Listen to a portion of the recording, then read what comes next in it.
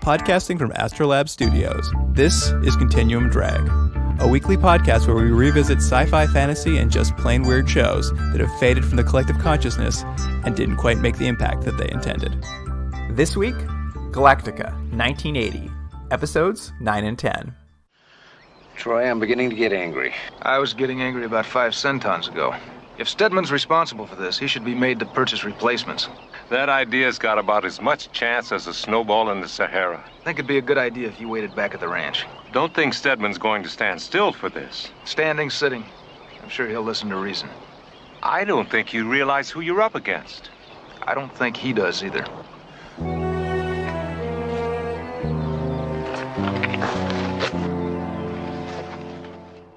Welcome to Continuum Drag, the podcast that has adopted 12 kids to help attract a younger audience. I like that. I'm Troy, here with my co-host Dylan. What's real, Dylan? Oh, I have to be Dylan? Is he the all neck? Yeah, he's all neck. Troy and Dylan. We're basically Troy and Dylan. I mean, we do everything together. We're never apart. Wouldn't it be fun if you and I can just disappear sometimes? Oh man, just cloak out of the way? Cloak out of the way and then, I don't know, just still stand in the room and watch people, I guess? I guess so. I mean, it makes sense, I guess. We could do that. We could do the job of one man together. Oh, that's a good idea. Just like split the tasks.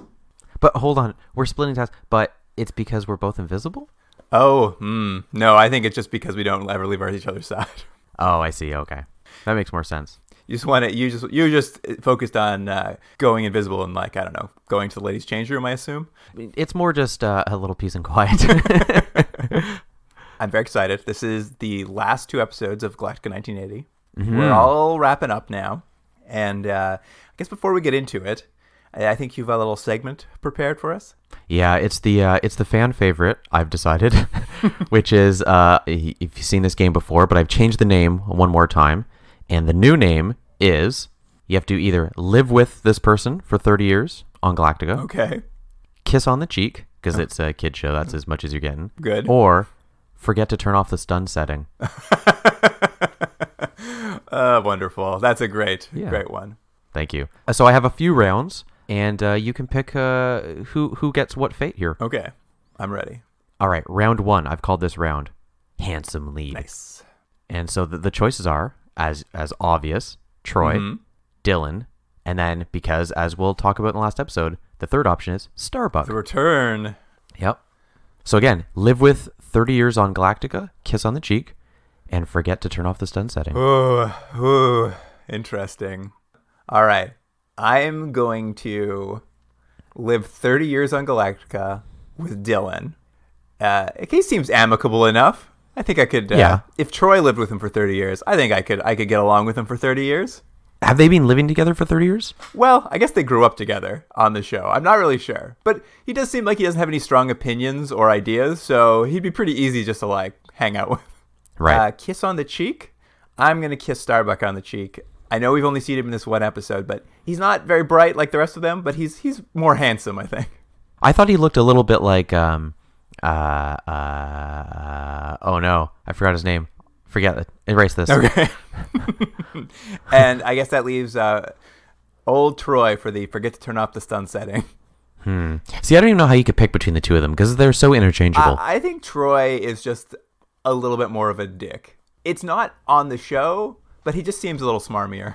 All right. Well, there you go. That's the fate of that one. So next round, I've called it.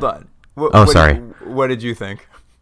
I mean, does it matter? Really? I mean, they're all the same. I mean, I'm going to live with Starbuck because he's got some good hair. And I'm going to, just to change it up, I'm going to kiss Troy. And because Dylan always forgets to turn the stun setting off, I'm going to do that to him. All right. Pretty good. Okay. Next round. Medical school. This is all doctors. Oh.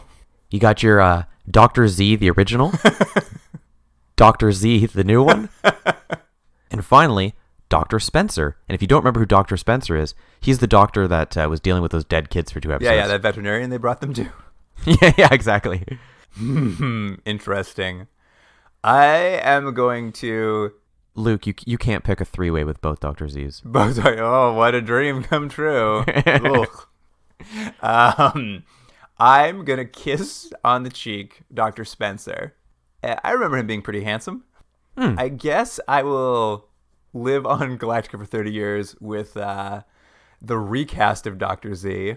He's not great, but I don't find him overly irritating.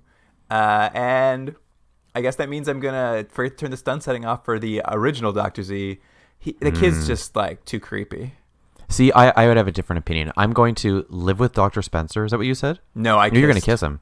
I'm gonna live with Dr. Spencer because he doesn't freak out about stuff. He didn't even freak about these dead kids.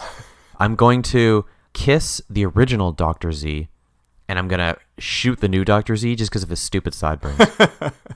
All right. Well, what's next? This round is called Randos with Lots of Screen Time. First one, Wolfman Jack. Second, the Centurion.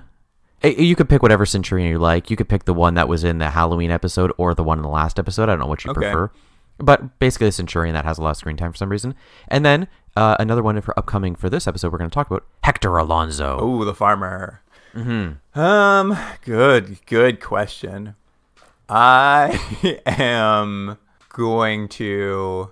Who is the first option again? Wolfman Jack. All right. Okay, yeah, I got it. I'm going to... This is a tough one, but I think I am going to live on Galactica for 30 years with Wolfman Jack. Interesting. It could be annoying, but it could be a good time. I can't decide. So I'm going to hope it's a good time. I'm going to kiss on the cheek Hector because he's a good man. Seemed to love his family and sure can't run a farm. Can't run a farm, but I don't want to spend that much time with him.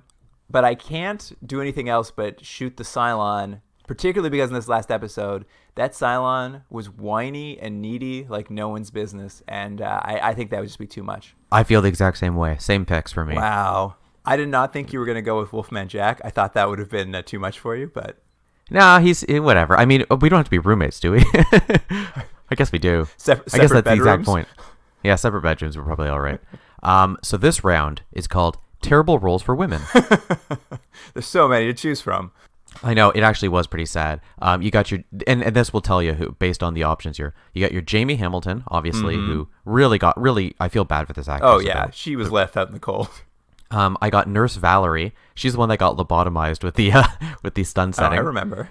And then Shirley Bloor. Do you know who that is? Oh, Shirley Bloor. She's the one who was dressed up like Elvira in the Halloween episode. Honestly, I was looking through like the women characters, like this is terrible. There's no one. You mean Naggy wife? Yeah, exactly. Naggy wife, Naggy nurse, or Naggy reporter. What a dream show! Great work, Glenn A. Larson. All right. I am going to live for 30 years with Jamie Hamilton. I agree with you on that. I do feel like she's very amicable and a nice person. I could spend some time with her. She doesn't even complain when she has to babysit 12 kids constantly. No, she really puts up with a lot. I'm going to kiss on the cheek. What's the wife's name from The Vampire Wife? Shirley Bloor. I'm going to kiss on the cheek Shirley Bloor because, you know what? That costume looked pretty good on her. Yeah, okay. And I guess that means the old nurse is getting shot with a stun that's set to kill. No particular reason, but... Yeah, I feel the same way, and I figure you might as well just put her out of her misery anyway. She's just sitting there stunned. Just finish the job, you know? Do you think that's why she was so brain damaged? They had forgot to set it to stun, and like they had it on like some like medium kill? They don't want to change the timeline, but there's a huge increase in laser-related brain damage in 1980. I mean, there was that huge spike in the 40s in Germany, and then it went away. Right. And now it's and back then it went in away. the Yeah, that's right. Yeah, the one time they time traveled. All right, final round. Whoa, there's one more round. Yeah, one more round. I know, the fun never stops. And this round is called Distinguished Gentlemen. Okay. You got your Dr. Mortensen. I knew he'd be here. Yeah, Commander Adama. Okay. And Mr. Brooks. Mr. Brooks, the old news director at UBC. Yep. Who was actually at least in 3 episodes, right? Oh, yeah, he was around for a bit. Dr. Mortensen, in 2, but mentioned in more. Dr. Mortensen's over there. Don't look at him. Don't pan the camera. He's over there. Trust us. This is a tough one. I think I'm going to live on Galactica for 30 years with Adama because he just loves a good nap, and I'm on board for that. Yeah.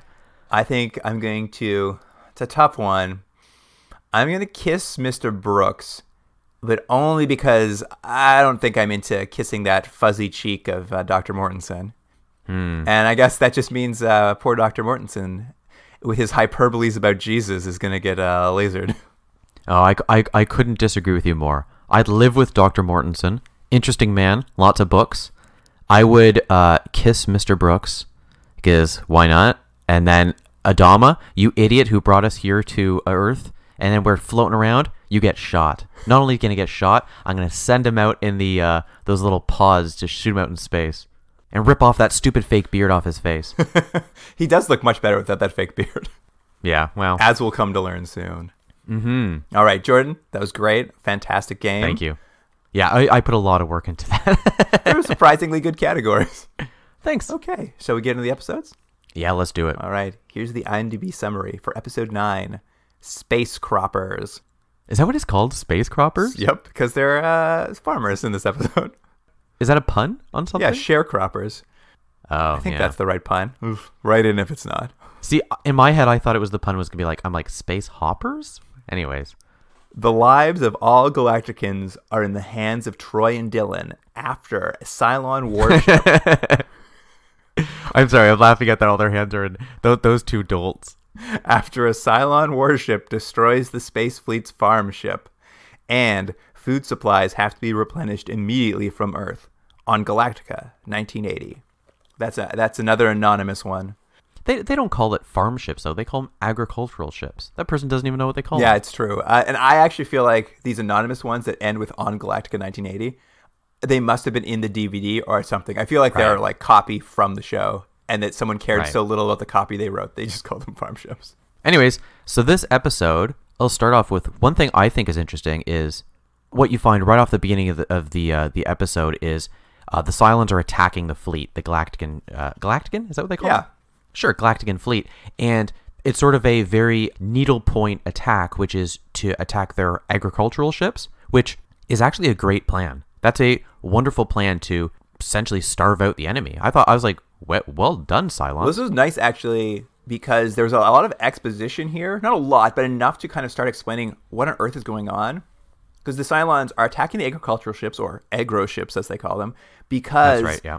Galactica is orbiting the solar system. The Cylons know they found Earth, they just don't know where it is, and they figure if they starve them out, they'll have to go to Earth and reveal its position. Yeah, it's a good plan. I mean, I question why they can't figure out which of how many planets are there? 10? Yeah, I know. I mean, they're like, it's got to be Pluto, right? They must have some sort of scanners. But it's interesting. Like, it does explain where Galactica's been, where the Cylons have been, and what the Cylons are trying to do. I finally am like, okay, this might explain a few things that have happened. Also, the Cylons are really vindictive, huh? Like, they just really want to get to Earth just to destroy it? They're not nice at all. They've got a one-track mind, those Cylons. I really liked this battle sequence, because it obviously was old footage from Battlestar Galactica, but, like, the aggro ships were these cool biodomes. Mm-hmm. Like, the fighting was really amazing. I was watching this, I'm like, man, Battlestar Galactica must have been a pretty cool show if these were, like, the battle scenes. It's almost as if every now and then someone's written an episode or put something in, and it's clearly like, oh, well, we need to have footage from the old show just to, like, jam it in, and it just makes the show so much better, and all you can think of is, that other show must have been way better than this piece of crap. Well, it's great, because obviously, as we've talked about many times, this is all footage stolen from the previous show. And then we cut back to the show they're actually making, and Dr. Z and Adama are just watching everything on a TV in a boring room. Yeah, I know. There's not even extras with them. Yeah, it's just so dumb. The show sucks. And basically, they're like, we have to start a farm on Earth if we're going to survive, now that we've lost all our aggro ships. And I guess this guy's been around, but Boomer comes in. Mm-hmm. Is he the guy wearing all yellow? He's I guess, a lieutenant from the previous episode. We'll actually see him in the next episode, too. Sorry, the previous show. He was, like, one of the regular characters. Right. And he's talking to Adama about how the mission's ready to go. Troy and Dylan are ready to go back to Earth to start this farm. And he sort of explains sort of why the Cylons can't find Earth, because they have this squad called the D Squad, or the Decoy Squad. Oh, that's right. Yeah, you got an idea of how they did this every time. I was like, well, that's kind of neat. And this tech, some random tech walks in the middle of this conversation. He's just like, hey, this D Squad we keep sending out, they keep messing with their controls. Because essentially the D Squad flies out, distracts the Cylons, while Troy and Dylan sneak off to go to Earth. But here's the thing about that. That's not what they've been saying all this time. They've very clearly and explicitly said in a previous episode, they've now gone down to the planet and they can't get back up. That's why they have all the children there. And not only that, that's why Dr. Z made that stupid little flying saucer, because that was the only one that could come up and down. And so now they're like, oh, by the way, they fly up and down from Galactica all the time. So it's like, well, why do they have the children? Why do they have the children? There's a little bit of revisionism going on in this episode, that's for sure.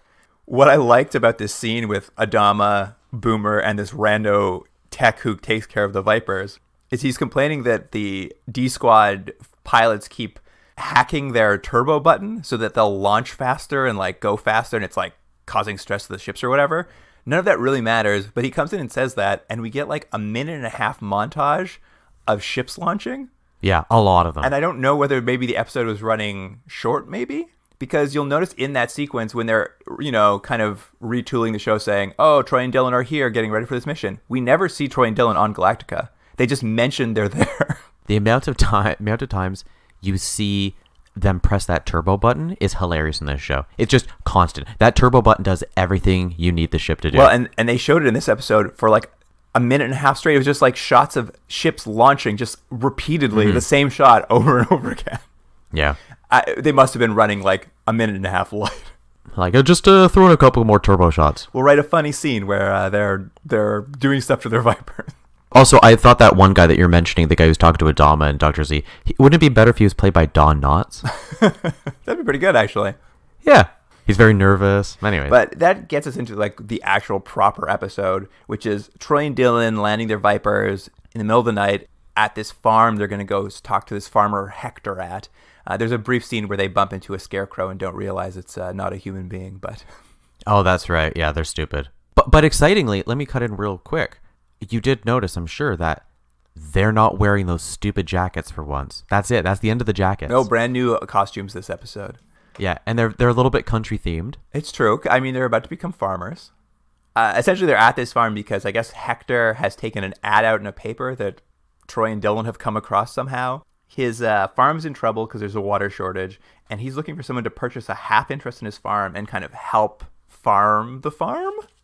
Yeah, I didn't quite understand what his business plan was. Like, at first I thought, oh, he just needs an influx of money, so he's going to sell part of his property, but it wasn't really that. And then it's like, oh, no, he wants people to work for free? But it's sort of half that and half the other. Well, what we kind of find out right away is, essentially, there's a richer, more racist farmer who controls all the water in the area, and his farm just doesn't get enough water, so he's in a drought, and he is constantly telling Troy and Dylan that basically his farm is going to die whether they buy in or not. Like, he's a terrible salesperson. Well, he's very honest. Maybe he's not terrible. He's just honest.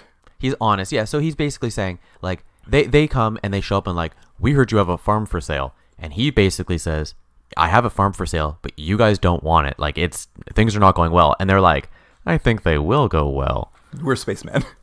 Yeah, we're spacemen. Also, I was pretty sure that one of them was going to nail his daughter. Well, I mean, the daughter was really into Dylan. He does get a kiss midway through the episode.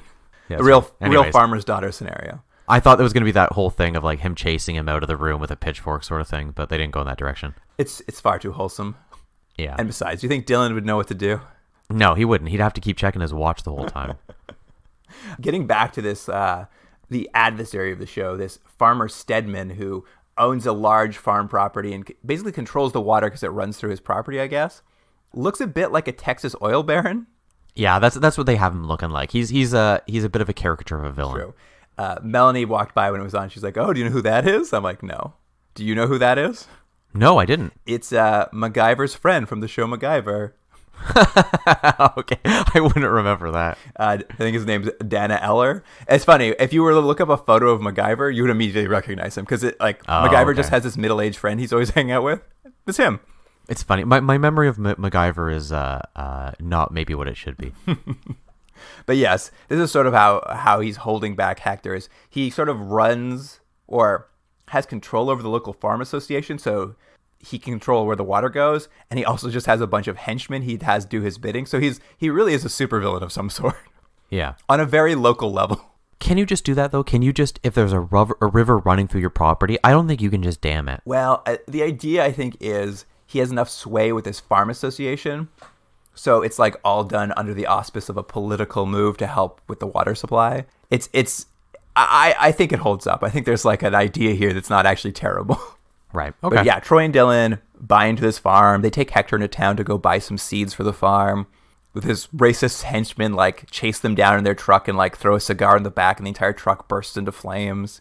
And yeah, it was some cigar. And, like, Troy, like, is asking why they're so against Hector, and he sort of reveals, oh, I'm Hispanic, and they really hate Hispanics. And Troy's really upset by this. He's like, oh, we got to do something about this. I got angry 5 centons ago. Yeah, I wrote that down too. And I've noticed their time frames of centons is very interesting to me. And this episode, what you start getting this feeling of, this is much more of like a Quantum Leap or Highway to Heaven episode. This is a self-contained episode where I think this is almost our 3rd or 4th iteration of the show. This one is Troy and Dylan beam down to Earth, deal with a problem that someone's having, and leave to go have another adventure somewhere else. That's this show, which is not the show it's been so far. No, well, it's interesting. This is the first and only episode not written by Glenn A. Larson, and I think it shows in the structuring of it. It feels a little more like an episode of television. Yeah, this is the first episode, 1, that's a standalone, spoiler, and 2, actually feels like an episode of television as opposed to someone vomiting out words. Poor Glenn. Can't write a script to save his life. No, he can't. I mean, and not only that, but like the show. Well, I mean, we can take a quick little break here. Could you imagine watching this show and joining in at any point and liking whatever the show is? Let's say you're some sick person and you really like the first episode. Well, episode 3, it's not going to be that show anymore. And if you're somebody who started watching at episode 3 and you're like, I like this show, but episode 5, it's not that show anymore. Like, I've never seen a show in such a short time switch gears as many times as this one has. Yeah, I mean, it's true. Where are the Super Scouts? They're not here. It's just a Troy and Dylan episode suddenly.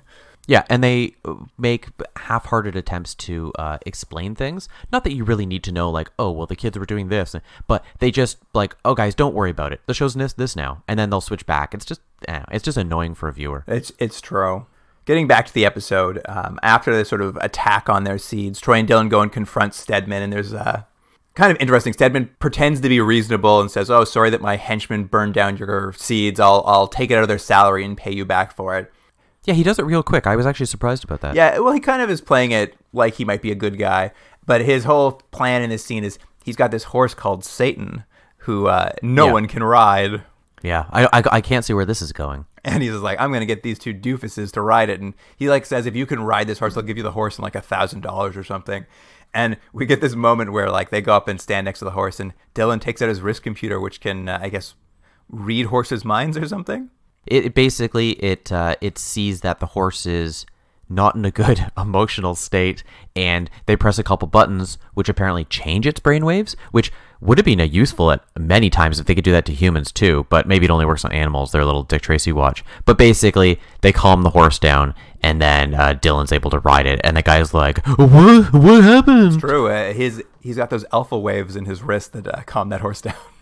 Yeah. You know, alpha waves. Yeah. Well, but here's the thing. The guy, what's his name, Stedman? Mm-hmm. Why did he make such a bad bet? What he should have said is, if you can ride the horse, I'll give you the horse. If you don't ride the horse, give me all your beans, or whatever it is. But he made no ulterior option for what could happen. It was just like, he just was so confident. He didn't ask for anything in return. I was like, man, bad move, man. He just wanted to watch a fail video in real life. Right. All right, I can get behind that. Well, just before the scene starts, he makes one of his henchmen ride the horse, and the horse throws him into a swimming pool. Yeah. They're just fodder for comedy, those guys. But now with their new horse and all their seeds returned to them, they kind of come back to the farm, and they're like, well, we've got the seeds. We're ready to get this farm underway. And they get a call from Adama, and he's letting them know that Dr. Z says, we need this food ASAP. We need you to plant it tonight. And Troy is like, we don't have any water. How are we going to do that? And he's like, don't worry about that. We're going to come down. We're going to take care of water, too. You just get those seeds in the ground. Also, do you think they bought, because they clearly bought half the farm. What money do they use? Do they use that old Nazi gold? What do you think? Oh, I think they're still using the money they took from the bank robbery. All right. Yeah, poor Hector's going to get nailed for this. Yeah, down the road is like, these are all marked bills, Hector. Yeah, poor Hector. Aw. But Hector can't get any help on the farm. There are no farm hands willing to work with him because Stedman has put out a bad word to the farming community? ? Yeah, I know. So good news. here come Jamie and the Super Scouts to save the day. Yeah. They also didn't tell us where this farm is, but I'm assuming it's close enough that Jamie could drive all 12 children over in, I'm guessing, a very large van. Well, she shows up in a station wagon. And do you remember the car she originally had in episode 1? No. She kind of had like a nice convertible-y thing, I think. Oh, so you think she had to trade it in for a station wagon to fit all the kids? I think she had to buy a station wagon to drive the 12 Super Scouts around all the time. And they're, by the way, still wearing their scout uniform. So they've been, let's say, being fair, they've been on for weeks, and they've never changed out of those outfits, and they're living in a park. Those kids are filthy. Oh, absolutely. Well, even when they show up, Hector's just like, A, what are these kids? How are they going to help us? They're just like Boy Scouts. And B, he's like, where are they going to stay? And they're like, oh, they can just sleep in the barn. And the kids are so excited, like, oh, it's not sleeping outside. And doesn't Jamie, she's like, oh, no, not in the barn, guys. She like fights the idea of putting them in the barn for some reason. I'm not sure. It might have been Hector or someone. I think there was like this weird idea that like you can't put kids in a barn. But Troy and Dylan are like, oh, these kids are homeless. A barn's a huge upgrade for them. Oh, these kids are pretty much close to death. Don't worry about them. They don't have feelings like us. I mean, yeah, don't worry about them. We never do. Yeah, we already lost 2 of them by drinking dirty pond water. Now we're going to have to come do hard labor at this farm. Yeah. It's not that hard, though. This labor's weird. No, we kind of flash forward to nighttime because Troy and Dylan are going to like use their lasers to dig ditches and like use the kids to plant seeds. They don't want anyone to see what they're doing. Mm-hmm. But old Stedman, he's out there spying because he doesn't trust these new men who have joined Hector on the farm. But let me ask you this. So but right before this, we cut back to Galactica, and Adam and Dr. Z are having like I think it's done in voiceover, and they talk about that they're going to send down their best agricultural people down to work on the farm, and you get this shot of the doors opening on the Galactica, and a whole bunch of these, which is funny because they all are dressed like farmers, and they're all walking down, and the implication is, okay, we're going to send these people down, but then the next thing they cut to are the kids jumping in the air, like seeding stuff. I was like, well, why don't you just send those people down? Well, I can explain this to you, actually. Oh, okay. Do you want to get into that first, or do you want to get into the seeding first? Let's get into the seeding. Okay. We get this long montage of Troy and Dylan like leaping through the air with bags of seed and like kind of spilling them across the field. Yeah. Does that make farming better? Jumping really high? It's funny too because we don't actually see the kids do anything. They're just standing to the side. It's always just Troy and Dylan jumping through the air with like bags of seeds. Yeah. And we have to find it, or let's pull a clip offline. The song that they play while they're planting, this is like a montage of planting with what is the most insane song. It's like this really like lighthearted organ-driven song where these like ethereal voices are singing the weirdest lyrics. I tried to Shazam it. It's not a song. It was like written for the show. I think it's one of their Galactica kid songs. Oh man, it was crazy. I'm like, what is this song that's playing? And side note, because I read that oral history, in this episode, Space Croppers, where these men are jumping around, like seeding it, one of the stuntmen like broke his leg and pelvis doing that. Not worth it. Yeah, not worth it. But getting back to your previous point about like what on earth is going on with these agricultural experts on Galactica, is what is happening is Adama and Dr. Z are going to take the saucer, the flying saucer, and they're going to come back to Earth again. Part of it is because they're going to like seed the clouds and make it rain. And there's like the educational portion here where Dr. Z explains how rain works. Yeah, it was boring. And Adama says like, we'll bring our agricultural experts down and they'll be farm hands. They'll be able to work this farm. And what it is they're on that saucer. And so they don't actually land until afterward. Because as we get to the end of the episode, we'll suddenly see there's a whole bunch of people working on the farm. And Troy's like, oh, they're farming students and they're here to help you, Hector. They also live here now. Surprise. Yeah, which, by the way, is not a bad plan. This idea of Galacticans slowly integrating into the world and being self-sufficient with their own farm, that's not a bad idea.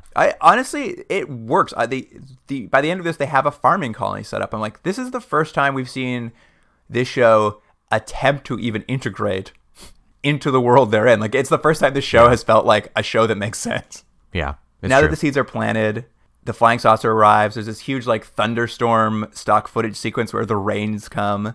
And then we get a crazy time lapse thing because Dr. Z has seeded the rain clouds with some sort of super enzyme to force plant growth. So we get a time lapse of all the plants growing really quickly with that same eerie song playing. I know, and I like though that he mentioned earlier that like it had to get planted tonight. Like we're running out of time. It's like, but you can take months worth of growth and do it in one night. So can do it anytime you want. Who cares? I think with those aggro ships gone, they're starving to death up there. I know. Well, maybe you guys should have jarred some beans. I mean, like, it's been like one day. It's true. It's only been one day. Everyone could just like hold off a little bit, right? Yeah, exactly. You're right. This episode clearly came in short because we have long sequence of ships launching, a long sequence of them talking about precipitation and kids throwing seeds on the ground, and now a long sequence of plants growing. That probably takes up a good 5 to 7 minutes of the episode. Yeah, I mean, it's a weird episode. Maybe the best they've done, but still a weird episode. Yeah. Because Stedman watched all of this stuff happen, like he's been watching through binoculars as people jump through the air, as lasers dig like holes in the ground. They use their lasers to break the ground. It's funny. A spaceship arrives in front of him and causes it to rain. He, the next day, runs over to the farm association meeting and like warns them that there are aliens on Hector's farm. Yeah, you get this weird little, I guess, kind of timely racist sort of theme through the whole show, and they kind of play with the idea of illegal aliens, but, you know, of course, they're real aliens. Right. Well, that's exactly what happens, is he brings the cops back to Hector's farm, and he has downplayed the actual aliens ID and kind of told the cops they're illegal aliens and he just leaves out the other part where that'll make him seem insane, I guess. And the cops are like, show us your IDs, and like, one of them's like, Jamie, show him your reporter badge. Yeah, and I like that the cops don't do any follow-up in this small town. She basically goes, I'm a reporter, and this seems like a really interesting story. And they're like, whoa, we don't want any bad press about our town. So they don't ask Troy and Dylan, who clearly don't have any documentation, and the children who don't have any documentation. Well, Stedman does push them. He's like, ask them for their IDs. And the cop turns to Stedman and says, well, do you have your ID on you? He's like, of course not. I don't carry my ID with me. That's crazy. Yeah. He's like, and that's everybody knows who I am. But essentially, the cops aren't really taking him seriously. Jamie starts egging him on about like what he thinks he saw, and he starts like admitting he saw a UFO and that the people came from space, and basically they gaslight another person because he's right. That's exactly what he saw. But like they get him to say it, and they're like, check this crazy guy out, cops? You should drag him off. They ruin his life. Another successful gaslight by the Galacticans. And one of the members of the farm association's there, and he's just like, this is crazy. Let's tear down that dam he has and give Hector water, because he's clearly a madman.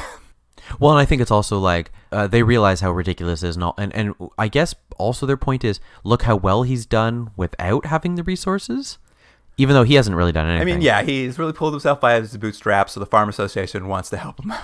Right. Even though he's been dying up till now. Yeah. Well, and also, but are the Galacticans going to share some of this food, or is this just their food? Because if it's just theirs, he's still going to die. Well, they only get half of it. They only bought half share. I mean, he also now has arguably 50 farmhands living on his property with nowhere to put them, and the Super Scouts. Yeah, that's a lot of people. They're all living in the barn, I guess. But essentially, this is the end of the episode. They've established a farm colony on Earth. Hector's got his farm back up and running. And Troy and Dylan get on their motorcycles, and they sort of drive off into the sunset. Or quite literally, they fly off into the sunset on their flying motorcycles. Yeah, and it's an earlier clip because they have their old jackets on again. But you know what I like about this? A little bit of world building. So obviously they're going to add to this in the next episode, and you're gonna take this this storyline a little further, right? Yeah, I mean, why not? Now that they've started this farm and they have to go off to other adventures and know they can always come back to this like Galactica's one colony on Earth.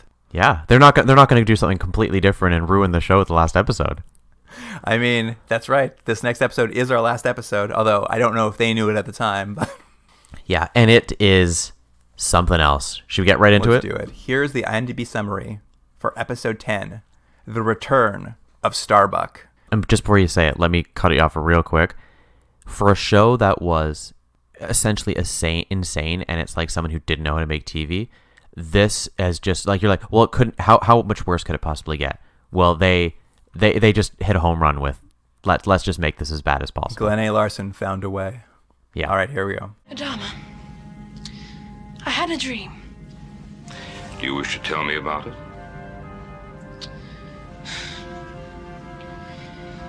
Do you believe dreams are significant? Yes, I do. Not all of them, but some. In my dream, I was not born aboard the Galactica. Not any of the other ships in the fleet. Is that true? Yes, that is true. Then, who am I? Where do I come from? Tell me about your dream. It was not a dream about me. It was a dream about a great warrior. His name was Starbuck. Dr. Z describes his dream, which reveal the fate of Starbuck and his link to the lost pilot. That IMDb summary was courtesy of Kenneth Chisholm. You know what, Kenneth? I think that's pretty much it. It's a very succinct little synopsis. I was quite happy with it. Yeah, it's better than that stupid anonymous one. But yeah, it starts with Dr. Z describing a dream he had to Adama on the ship. Have we ever seen him talk about dreams before? Because they did it as if like Adama's always having to hear this guy's dreams. Every day, he just wakes up and tells Adama about the whole dream he had last night. I dreamed I was a dog. It's like, okay, kid. But this time he's dreamt that he wasn't born on the Galactican fleet. And Adama is shocked to hear this. And he asks Dr. Z to tell him about the dream. And Dr. Z starts telling him about Starbuck and what happened to him 30 years in the past. Or, I don't know when.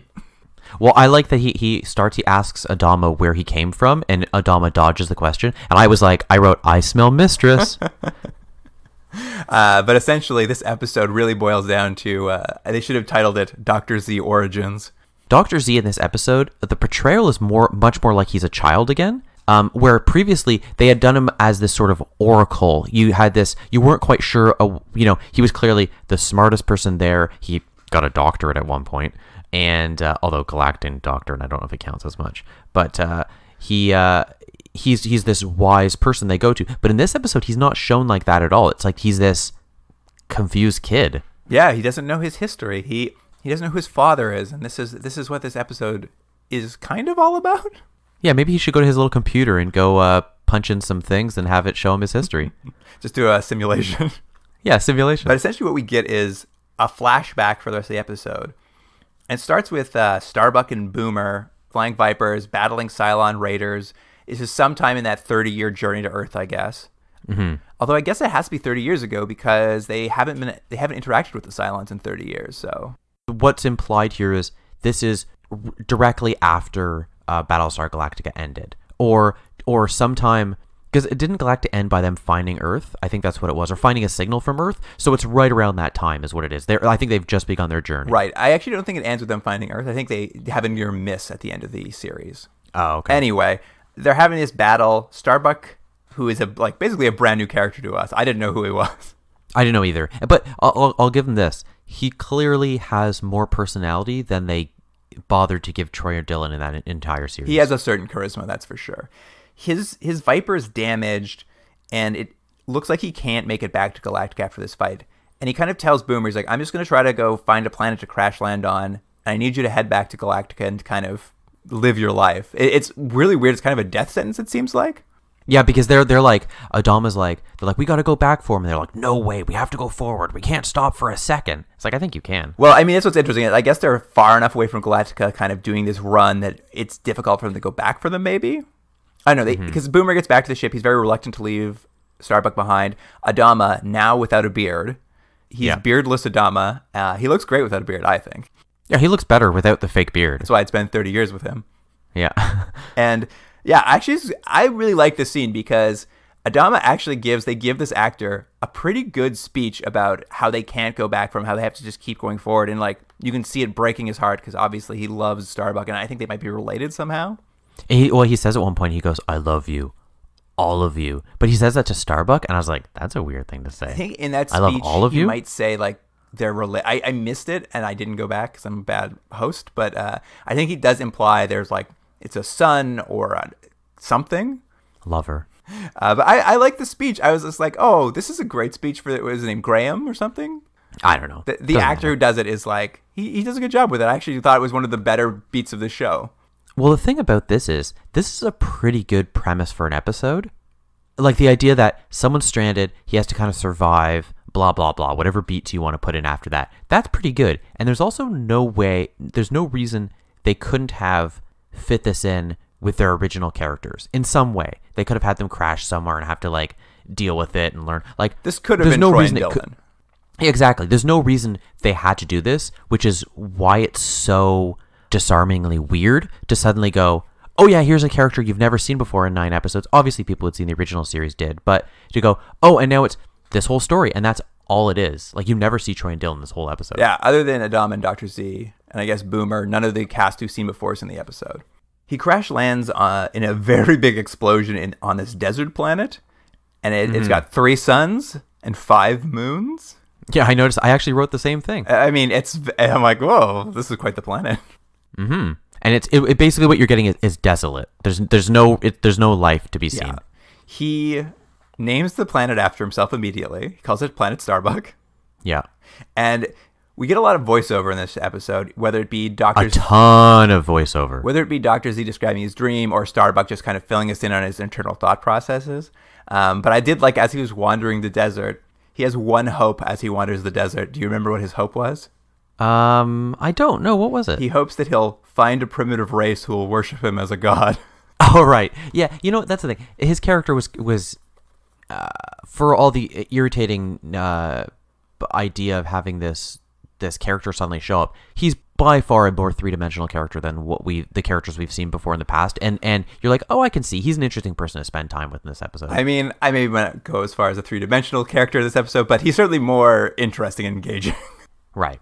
As he's wandering the desert, he comes across a Cylon raider, one of the ones they just shot down, I guess, in space, and it's kind of crash landed, and all the Cylons are dead, and he kind of uses some of the debris to build a little shelter for himself. Yeah, he makes a nice little house out of the Cylon ship. And about 3 days in, he gets pretty lonely. Yeah. Also, he hasn't eaten anything. That should be his more of his concern than his loneliness, but whatever. It only took 3 days for him to get lonely. Yeah, but you know what I did like? Did you notice his little space blanket and pillow? No, I didn't. It was like your classic science fiction thing where it's like super shiny silver. I loved it. I can't wait for us to all decide that we're going to have silver blankets and pillows. Isn't that just like one of those like heat blankets you put on when you're lost in the woods? Yeah, but this was a future blanket, Luke. So to cure his loneliness, he grabs all the Cylons and starts disassembling them until he can make one working Cylon. Mm-hmm. What's that Cylon's name? Oh, he calls him Psy, right? Yeah, Psy the Cylon. And now enemies become friends. Yeah, it takes a little while, but... What I kind of liked is there's not a lot happens in this episode. There's a lot of like, how are we going to be friends? We're such an odd couple. But we get some like insights into Cylon culture, which I thought were interesting. Since I didn't know much about Cylons from the original series, I guess in Cylon culture, everyone's an equal. And they all are like on the same team. So they're basically communists. Ooh. That's what the audience does when you say communist. 1980, it was a controversial stance. Yeah. Mm-hmm. And the goal of the Cylons is actually not to kill all Earthlings or all humans. Is that what they say? Well, they say the core goal of the Cylons is to organize the universe. And I was wondering, like, alphabetically or... Yeah, that's their goal. They want it alphabetically. They're moving planets to put them in alphabetical order. Because it becomes this thing where he's like, Starbuck is like, well, what happens once you organize the universe? What do you do then? And the Cylon's like, I don't know. Maybe we'll organize it by like year? I like that you caught all this. As soon as they were having their little like conversations, I just tuned out because it was just boring to me to hear the Cylon in his silly Cylon voice. Like, I do not understand. Like a robot. I was like, this was my favorite part, was hearing about the Cylon's inner thoughts. I guess I was also distracted by the ever-present voiceover that like seemed to fill in all the gaps I didn't need filled in. Here's some more stuff we got to learn about Cylons during this thing. The Cylon talks about during the crash, they don't know how to react because it's outside of normal operating procedures to crash, apparently. And Starbucks makes a joke. He's like, what'd you guys do? Pull out the manual? And the Cylon's like, yes, we did pull out the manual. Yeah, there's a lot of that humor. And he says, like, they took out the manual to figure out what to do during a crash, and just before they hit the ground, they were busy taking a vote as to what course of action they should do. Silly communists. It really is. There's some sort of slam on working together in this. Yeah. Only individualists can survive. Very Ayn Rand. It's very funny.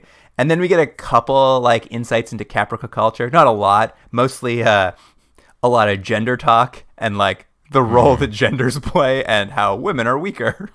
Yeah. That's what the show is. There's a lot of that talk from Starbuck. It's not terrible, but it is very like 70s, 80s like discussion of gender. But what it really brings us to, though, with these conversations is he starts whining about basically wanting a woman. My favorite part, though, is how Psy pronounces woman. What does he say, woman? He calls them womb man. Womb man. Oh, that's pretty good. I didn't remember that. He's just like, You want a womb man? You know, when they're having this conversation, because he's basically like, man, I could use a woman. And then he keeps, him and the Cylon are having their talk. I was sure, and I was really hoping that when the Cylon leaves at one point, he's like, I'll help you find a woman. And he leaves. I was sure he was going to come back wearing like a dress and a wig. I honestly, even when he was building the Cylon, I was just like, is Starbuck going to fuck the Cylon? I know. Yeah, it kept feeling like it was right on the edge of those, but they didn't go with it. Yeah, I mean, let's put it this way. He's been on the planet for 3 days when he gets lonely and builds Sai. And then what feels like 3 more days pass, and he's like taught Sai to play a card game called Pyramid. And Sai's trying to learn the rules, but Starbuck apparently is just cheating, so he can't figure out how the game is played. Yeah, he's a terrible friend. And he's complaining about not having a woman like 3 days after he's built his new friend. And essentially, Sai is just so annoyed by like being cheated and this guy constantly whining. He's like, you know what? I'm leaving. I'm going to go find you a womb man. And weirdly, he does. Yeah, he walks off into the desert, and when he gets back, he's carrying a woman, an unconscious woman in his arms. What's his face never goes. He's like, oh, you actually found a woman? And they kind of then the plot goes in that direction. But he never goes, is there like a civilization? Like, should I have just gone over those mountains? Is there a whole city over there? Yeah, it really begs the question of like, where did you get this person from? Don't worry about it. He just found her. It is really great. There's some really good jokes. Well, at least a couple of good jokes in this episode. Because he comes back with this unconscious woman in his arms, and Starbuck is shocked. He's like, she's alive. And the Cylon says, I assume that is the state you'd prefer her in. Yeah. I like the idea. Yeah. There's a chance he was like, maybe he wants her dead. I'm not sure. Yeah, that's not bad. And surprise number 2 about this mysterious desert woman. She's pregnant. And this gets weird. How is she pregnant? She doesn't get into it, but she just keeps saying, it's yours, Starbuck. And he's like, how would that work? And she's like, well, you know, spiritually, it's yours. Yeah, I know, and she keeps saying it, and then eventually, like, it's like she just convinced him. He's like, well, it's not my baby. That's not how it works. And she's like, that is your baby. Come on. And he's like, I guess it's my baby. Well, she explains she's from a dimension beyond, so she's not even from this planet, and she's arrived pregnant with his spiritual child, and she wants him to build a ship out of the parts of the Cylon and Galactica ship that they've crashed with, to basically send the baby off to Galactica before the Cylons arrive, tracking down this distress beacon of Sai, and that Starbuck needs to prepare for final judgment. This is as if you had written a script and then left it on a table, and an insane person came by and started making notes. Because this doesn't make any sense. Like, this is not what the episode is. Suddenly a woman comes from another dimension, and it's insane. It's an insane plotline, and it also makes no sense. Yeah, it's very strange. But Starbuck, he's on board. He acquiesces. Him and Sai build the ship out of the parts, and I really love it because even before he found the woman, Sai was very annoyed with Starbuck. And then once he finds this woman, I think her name's like Angela or something like that. Yeah, Angela, or I think it pronounced Angela. Yeah. Sai is so annoyed by having this woman in there. Like, it's like his best friend has been stolen by like a girlfriend or something. Sai whines and complains so much. Even when they build this ship, he turns to Starbuck. He's like, "We built it without her help." Yeah. Sai could not be a more whiny robot. Yeah, he really is. At any rate, the Cylons arrive on the planet as predicted. Sai abandons his new human friends. He's like, well, I gotta go. My people are here. Yeah. Starbuck puts both baby, because the baby's now been born, like in the moments between building the ship and the Cylons arriving. He puts the baby and Angela on the ship, and he like shoots them into space so he can go meet his final judgment with this Cylon reckoning, I guess. And what I liked is he sees the Cylons coming. They start attacking him, and I don't know if you caught this. He screams what I guess is an obscenity on Battlestar Galactica. No, what did he say? I'm going to try to do my best here. He yelled, Felkakar. Oh, Felkakar. He starts shooting at him. He's like, Felkakar, I got to get to cover.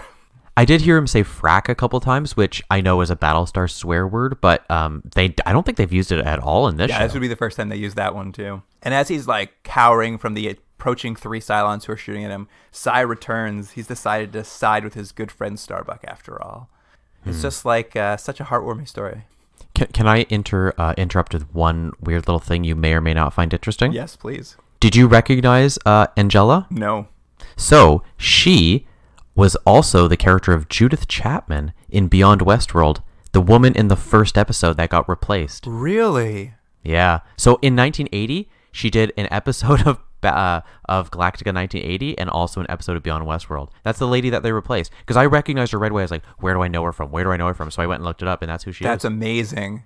Yeah. Wow. She's a real all-star for us now. Two series. I guess. 2 series.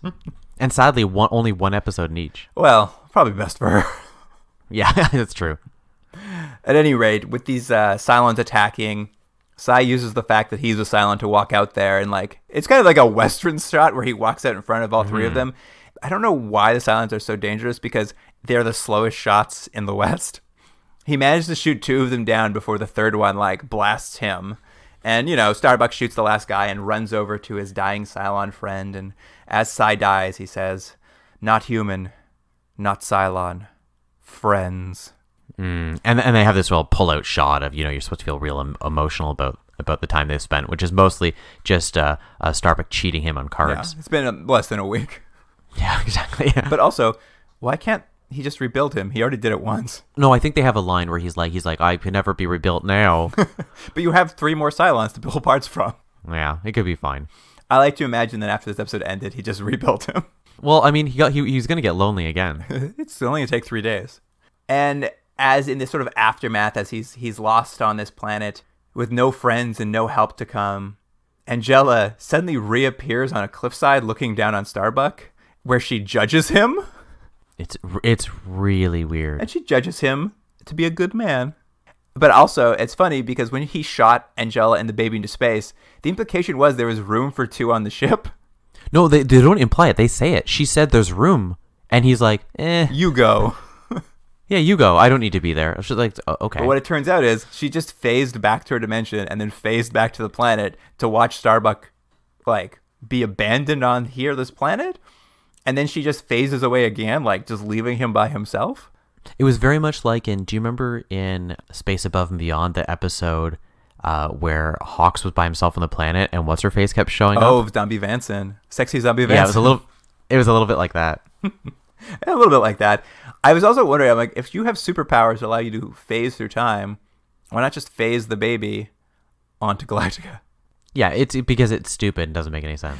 Anyway, this brings us back to present day 1980, and we kind of get a brief glimpse of the baby pod arriving with Dr. Z, and Dr. Z is like some sort of son of Starbuck or something, and this is just his whole origin. Him and Adam are like, that's how you got to the ship. Mm-hmm. So he's not a mutation. He's some sort of Q baby. Yeah, exactly. And then they're like, and that's the end of the show. Yeah, Starbuck is stranded still on this planet. Yeah, we don't need to know about anything that happened before in the 9 episodes, and that's the end of your series. Yeah, show over. And that was it. That's the end of this show. Did you see in some of the trivia for this episode? Apparently fans have recut this episode, but recut it in a way that Starbuck gets off the planet because they couldn't stand the idea. Oh, that they brought him for no reason, just to kill him again? I think maybe it's one last episode of BSG, but they didn't want to leave it with him just stuck on a planet, so they've recut it so he's like, I'll get on the ship too. I think there's no way you could recut this into a good episode. I mean, fans take what they can get, I guess. Yeah, I suppose. Well, Jordan, any last thoughts on this episode as we wrap up this series? I think this episode, as a standalone, if you take it away from all of the episodes and just pretend they don't exist, you don't know anything about Troy and Dillian, you don't know about the premise of Galactica 1980, it's not a bad episode of television. And look, it's not great. There's the whole thing about her coming from a dimension, and it doesn't. Here's what she actually said. I wrote it down. When she showed up, she said, "I'm from a dimension beyond, and I came the usual way." I was like, that's what she said. I was like, what? This doesn't explain anything. That stuff's so stupid. But the actual idea of him crashing onto the planet and trying to survive and building a robot and all, that's not a bad premise for an episode. But that's not what this show is. And it is insane. I was talking to someone, and maybe it was even you and I discussing, but could you imagine watching, Friends or Seinfeld, and suddenly the last episode is about a character you've only heard of before, and it's that's the whole episode. Well, what happened to the characters that I've been spending all this time with? Don't worry about them. That's not the show anymore. It's insane to have done that. Who said this was a good idea, and then they just made it? They made it, and then they aired it? It's insane on so many levels. It's very odd. I mean, to be fair, they didn't know they were going to be canceled this episode. They had another script for one where they were going to bring back time travel and they were going to go visit Cleopatra. Like, they were going to bring back the idea from the pilot and reintroduce it. But you're right. Like, for a random episode, like arguably halfway through the season, odd choice. So, well, what do you think about these episodes? What do you want to rate them? Let's see. Space Croppers, I'm going to give it a 6. It's not a great episode, but at least it felt like an episode of television that like made sense structurally to me. Yeah, I felt the same way. I put 6.5, not because it's this is about as good as this show gets. It had a beginning, middle, and end. The characters had stuff to do. It's not terribly interesting, but there was a little bit of world building. 6.5. What about the return of Starbuck? Now, I'm going to rate this as based on knowing what the rest of the series is, not based on how much I like this episode, because this episode did have some fun little moments and funny moments and blah, blah, blah. But as a last episode of this series, 1 out of 10. 1 out of 10. Wow. It's really irritated me that this was the last episode. I mean, I'll be honest. I can look at this objectively as not part of the series, but even as a standalone episode, yes, it has actually some cool science fiction stuff, which is a change for this show. But it is still a mess. Like, structure, like, where's this woman come from? Who cares? Why is she pregnant? I don't know. Like, why are we with this character? I don't know, because we're giving Dr. Z an origin story, I guess. It doesn't make, I'm going to give it a 3. It doesn't make any sense at all. Yeah, I don't know. I'll pull up the final rating here for the entire series. You want to find out what this was for us overall? Yeah, it feels like a million centons since we went over the scores. Give me 2 seconds. It's going to be low. I think it's going to be our lowest show. All right, Jordan. The final score for Galactica 1980, 4.28. Ooh. So we would have, what do we call it? The jettison out? What do we call it? Yeah, the escape pod, TM. We would have used that big time, but the show was too short. So it was a very short show. It was not a very good show, that's for sure. And schizophrenic, if anything. Yeah, that's a good way of saying the show. I think this is, I mean, it's on, in terms of the quality of the show, in terms of special effects and stuff, I mean, it's probably a little bit better than Beyond Westworld, which came out the same year. I mean, they didn't use as many hilarious mannequins and stuff, but I mean, obviously they cribbed from their own show and stole footage and stuff. But in terms of a show, I can't imagine any viewer staying on for more than an episode. There's no way. And the network must have known that. The show changes constantly, what the show is, the tone of the show. It's just a mess of a TV show. What I think you had told me too is they did this weird Starbuck episode that none of the leads are in, and when the leads saw the script for it, didn't they have an uprising? Yeah, so apparently what happened was, they didn't know they were going to get canceled. And apparently the guys who were playing Troy and Dylan were very unhappy the entire time making the show. And for reason. They had been sold on one thing and the show had become something very different. They didn't want to do Super Scouts. They were unhappy. They didn't like the material they're given, blah, blah, blah. And I guess it had kind of come to an head, and they're in their dressing room or wherever they were. They received the script and saw that not only were they not in the episode, but they were bringing back a character from the original show. And they basically were like, we're walking. We're not going to do this show anymore. And that's when they found out they were canceled. So you're right. There was supposed to be an episode where they go back to Egypt that never got produced, but they had already said they were not going to do it because they were so irritated at how they were treated over the course of the show, and then specifically with this episode. Right. I mean, it's very weird. In that oral biography I read, or that oral history, there's a little bit of talk about how the cast got along. Apparently, Troy was very difficult to work with anyway. He really was mean to Jamie. So I don't know how much stock I'd put in his opinion of things. But you know what? He probably thought he was gonna be a star. Thought he was gonna be a star of a show, and then was like, "I'm not a star of this show," and then just probably took it out on everyone. Well, that's probably true. Well, Jordan, what do you think? Recommend this to people or no? No, absolutely not. Yeah, I would say this is a real pass. It's so bad. It's so bad. Can you even think of one episode you'd recommend to someone? I think when we watched it, I said watch the second episode where they're in New York. I'm trying to remember the night the Cylons landed, the second part of that one. And I still think if you're going to watch one, at least that one has Cylons in it. It has Wolfman Jack. It's so weird. They go to that Broadway show and they do the dance. Right. And then there's it doesn't make any sense at all. But it was probably at least the most engaging version of that madness. I would just tell people to watch the baseball episode. I mean, you're right. Like, the baseball episode is the quintessential what is wrong with this show. Yeah, it's bad. Anyways, I guess we'll just have to assume that all the everyone died on the planet Earth in 1980 because the farm didn't do well and they ate those kids. That's it. What an ending. What an ending. That would be a better ending than what we got. So that's it for this show. And what are we going on to next? I don't remember. We are going to watch a TV movie / pilot called The Invaders. Oh. And I don't know anything about it. I can't even remember. This is sad because we downloaded this a long time ago, months and months ago, and have just, I guess we're going to be getting around to it now. So I don't even know the era of this show. Is this a new show, an old show? I just know that I have a file called The Invaders and it's sitting on my computer. Great. It was downloaded completely legally. Nothing to worry about. Yeah. I paid for it. I meant I bought the Blu-ray of it. That's what I mean. Oh, good. We're safe now. All right. Yep. If you want to get a hold of us in the meantime and let us know anything we might have missed about Galactica 1980 or your thoughts on the show, you can get a hold of us at continuumdrag@gmail.com.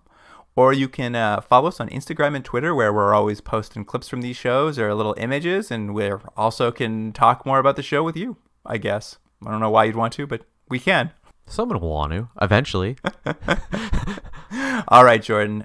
Good episode, and I guess I'll see you next week. Yeah, I'll see you in a centon. Continuum Drag is recorded at Astrolab Studios in Toronto, Ontario. Theme music by James Ruxedler. Produced by Jordan Delic and Luke Black. Special thanks to Adam Wheatner, Jeff Hanley, and Dwayne Wright.